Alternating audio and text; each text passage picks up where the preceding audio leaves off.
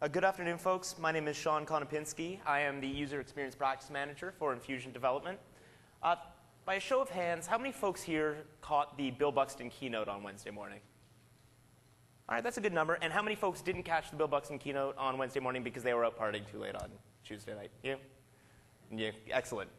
Well, I'm glad to see most of you are taking in the sessions. Bill Buxton did a great job of talking about the importance of user experience design, particularly how it enables innovation. I want to augment that today, talk about why user experience design is more important today than it was just a year or two ago, and then talk about how Infusion, the company that I work for, handles this and deals with the additional importance of UX design by allowing our developers and our designers to work side by side throughout our software development lifecycle.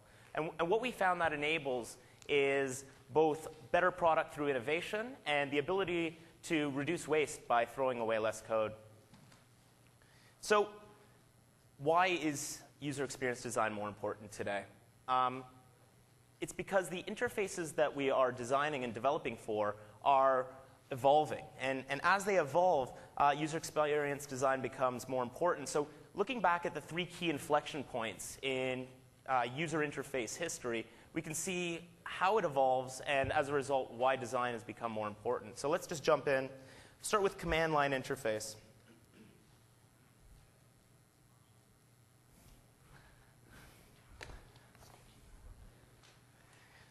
As we know, command line interface is a text-based interface.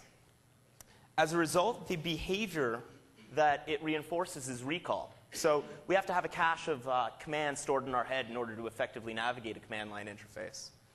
And the relationship between the physical input and the output in a command line is disconnected. So we type on the keyboard, the machine does something in the background, spits out an output. And so the relationship between physically tapping the keys and the response that the system gives back at the end of a command is disconnected. And from a user experience design perspective, there's really not a whole lot that we can affect in the command line. We can design the name of the command, maybe design the parameters. But by and large, this is an arena where fully capable developers can design an experience. Moving along to graphical user interface, we all know that a graphical GUI is a graphical metaphor system. The behavior that's reinforced in GUI is recognition. So I click on a file folder, I'm given a list of files, scan the files, find the one that I want, right-click it, given a list of commands, scan to find the command that I want, and click that in order to actually execute anything in a GUI. So it's through recognition that we're able to navigate a GUI. And the relationship between the physical input and output in GUI is disconnected. So I move the mouse around, and the cursor moves on the screen. So there is a relationship there that's immediate, but it's disconnected because, or indirect rather, because it's proxied between a mouse and keyboard. And in graphical user interface, this is really the first time where we saw user experience design playing a big role in the creation of successful interfaces. And the reason is why we needed to design graphical metaphors that make sense, like file folders and desktops. Who would have thought? And we need to design for recognition, so creating icons, so people know that it's a trash bin versus a file folder. And we needed to start thinking about usability in a way that how users would interact with the system because it's a mouse and keyboard. So how would a system look if we just skipped one small part, which was the creating icons to facilitate recognition? Well, it looks pretty weird. And so here we are today. We're in natural user interface, and this is the final and third inflection point in the history. Natural user interface, the basis is objects, either virtual or real.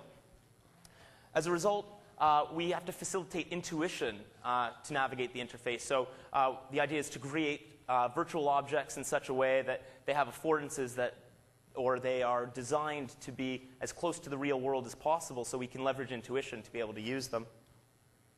And finally, the relationship between our input and the output of the system is direct. So I put my finger down on the device, and I move it around, and there's no more proxy. It's a direct connection. I actually touch an object, and I move it, and the system responds in a direct manner. And so with NUI, now we have a whole new complex set of issues that we need to deal with and we need to think about from a design perspective. We need to design our objects. We need to design them so they look real and act real. And if they don't, if we have these super real objects and really cool controls, we need to think about how to create them so they're intuitive, so they're easy to use. And so we use things like affordances that we can imbue into our objects so they have that capacity. And finally, we need to start thinking about how does a user expect an interface to respond now that we have this notion of direct interaction and we're no longer proxied? Is there a change there? And so those are some of the things that we need to think about from a natural user interface perspective. And to drive the point home, it's easy to see the opportunity for catastrophic failure if we start to forget all of the experiences that we've learned through user experience design on our current wave of devices. So how do we handle this? How do we handle this increased importance in natural user interface? Well, at Infusion, what we were able to do is we were able to find a way for designers and developers to work side by side throughout the entire software development life cycle, and that made a huge difference. So what we have is we have this run-of-the-mill software development lifecycle. And what we did is we bolted on this user experience design lifecycle where designers come in right at the start, really early, and live throughout the software development lifecycle. And what this enables is this enables us, as I said before, to really develop a better product and throw away less code. So how do we do that? Well, we start with concept ideation. And so I don't know if who here actually has an idea what concept ideation is? Okay. Concept ideation is something that happens right at the start of the project, and it's a really cool way to quickly iterate, develop a lot of ideas very quick and very cheap. How do we do that? Through sketching. And sketching is a very powerful tool. By sketching, we're able to sketch user flows. Where does a user traverse through a system? We're able to sketch an entire interface, or maybe just some really cool component, some new user interface component that we want to try out. And the power of sketching also comes from the fact that everyone can do it. I don't care if you're a developer, a designer, a PM, my grandmother. Everyone can come to the table and sketch. And the reason why that's really important is because when you start to get people together and you start to communicate these ideas and it's a social environment, that is where innovation thrives, because everyone's throwing ideas out on the table. And you can imagine what it would be like if you had to do this kind of collaboration and this prototyping in a development phase, how much that would cost, how cost prohibitive it would be, and as a result, how much code would be thrown away.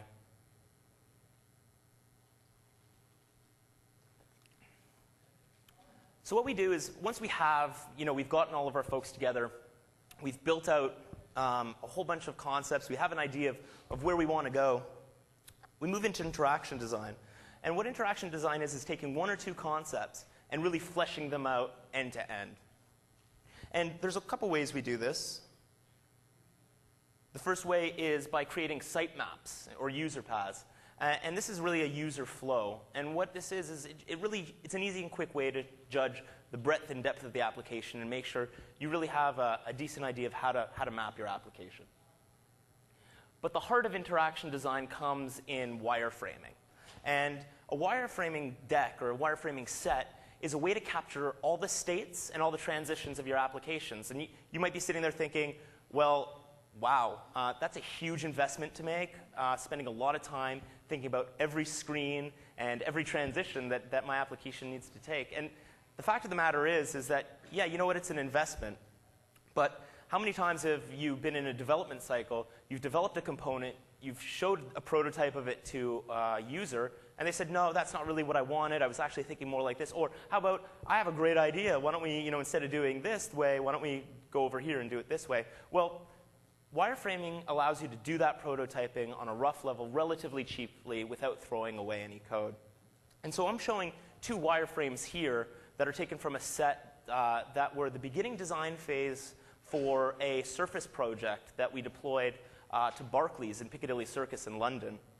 And it's interesting to note that this was a second concept that we arrived at. So we did a first set of wireframes that was a completely different concept, went in a different direction, and only once we started to explore it were we able to say, you know what, this doesn't really feel right, we need to go back and rethink this. So we were able to, without having made much investment, crumple it up, throw it away, start over. And that's really a lot of the power of wireframing. And two other quick points. One is the low fidelity of the wireframe. We keep that intentional because we don't want anyone to be confused that this is actually what the final design looked like. And the second point is, obviously with the news of SketchFlow Expression Blend 3, whereby you may want to throw away some of your concepts and you want to have the capability to do so, bringing wireframing into the Expression Blend toolset through SketchFlow, no longer does it have to be throwaway. So now your wireframes are actually the start design asset that could carry all the way through to development.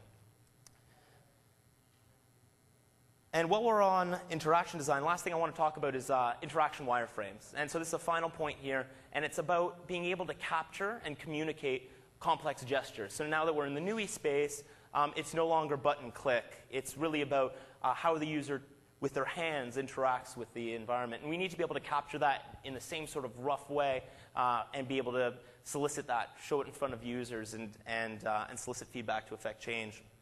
And so we do that through a series of images that's almost like a flip book and shows ghost hands interacting with the environment, interacting with the system, and the effect that it has.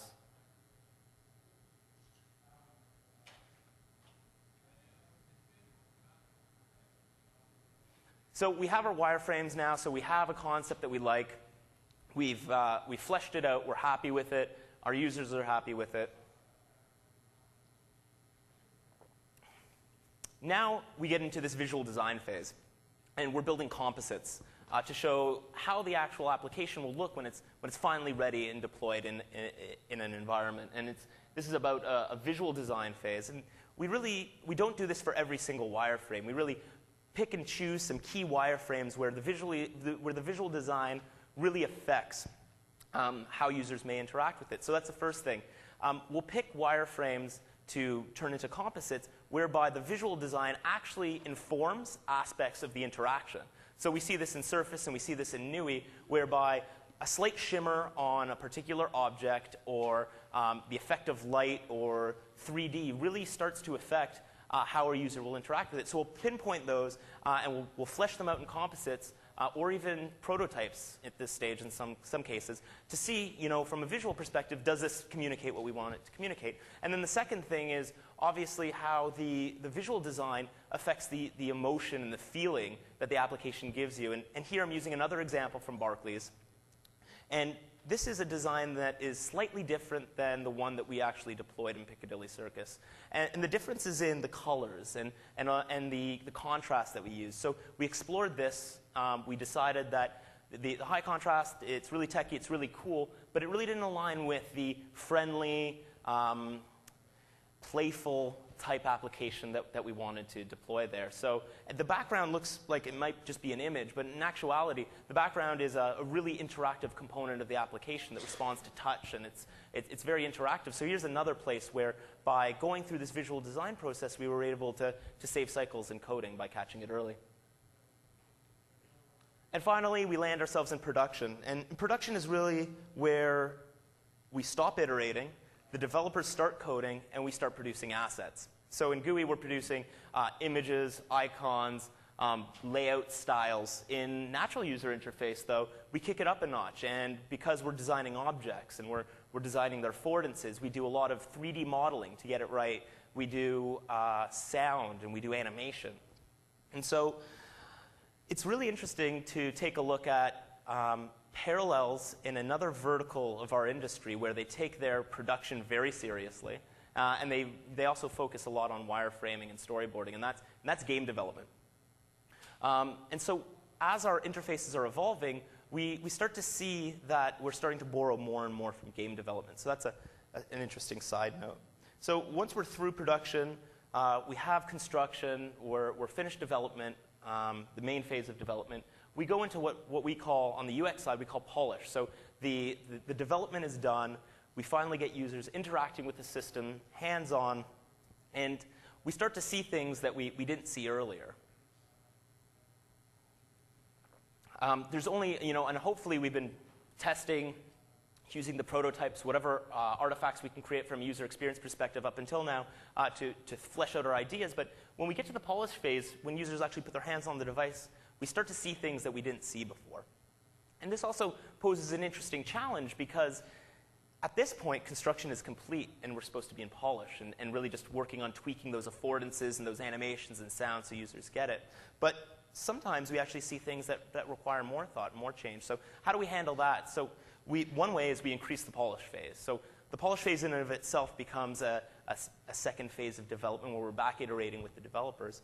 But another way is where we can start to learn from iteration in design, where when we're doing these concepts and we're doing these wireframes and composites, where we're iterating really rapidly and we can affect change, borrowing from that and bringing that into the development phase where the developers work in a more agile fashion and we get bits deployed to the surface sooner. And we're seeing huge successes in working in an agile method because what it does is it gets bits into the hands of our users sooner and gets feedback. And the nature and the newness of NUI really benefits a lot from being able to do that.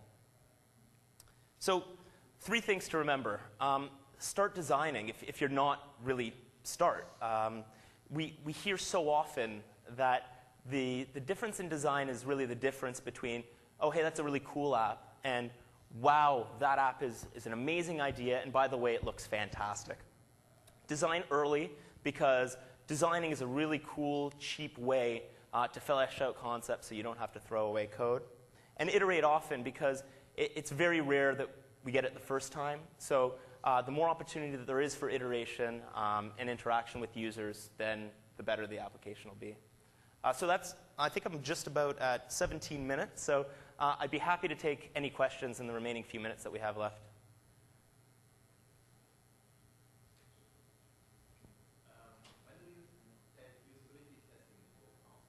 So usability testing is something that, and so the question was, when do we take usability testing into account? We take usability testing into account throughout. So we are actually doing hallway, rough style usability right from the start, so it's something that we're thinking about when we're doing our, straight from the wireframe phase. But really, it becomes more and more process-oriented and more formed towards the end when we get more real bits. But we're thinking about an aspect of usability right from the start.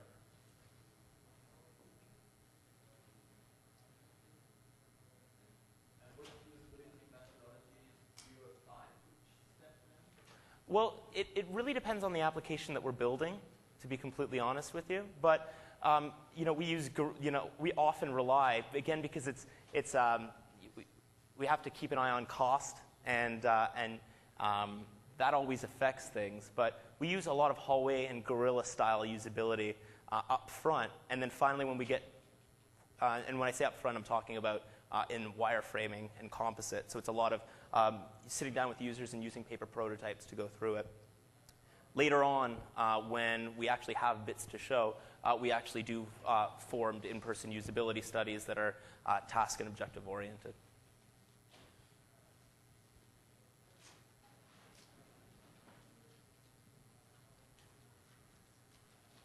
All right, guys, thank you very much. Please remember to fill out the evaluation forms if you can. I've put the code up top, and my contact information is there.